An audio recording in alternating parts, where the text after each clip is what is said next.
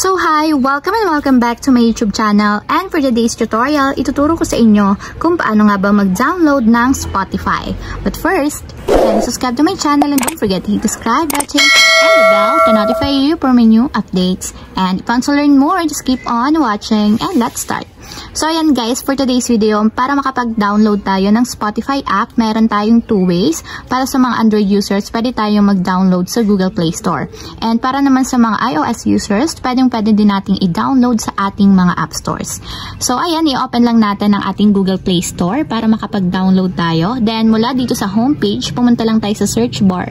And then i-search natin dito is yung Spotify. So ayan guys, ganito yung itsura ng pinakang application niyan. So para ma-install and download sa ating mobile device, itap natin yung install para ma-install muna siya. And check natin guys yung ratings. So kung makikita nyo, mataas-taas din yung ratings niya. Meron siyang 4.4 ratings and review. So ayan, wait lang natin hanggang sa matapos ma-install. So ayan guys, after ma-install sa ating mobile device, and makikita nyo naman meron siyang 1 billion download. So ganun karami yung gumagamit ng Spotify guys around the world. So ayan, pagka-download, itap lang natin yung open para directly mapunta tayo sa pinaka-application ng Spotify.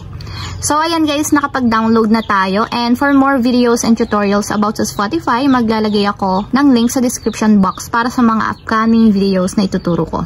So ayun lang guys, ganun lang kasimple kung paano nga ba mag-download ng Spotify. If you have a question, can you comment down below and don't forget to hit the subscribe button and the bell to notify you for my new updates. And thank you for watching! Living life, every day, late at night, not okay.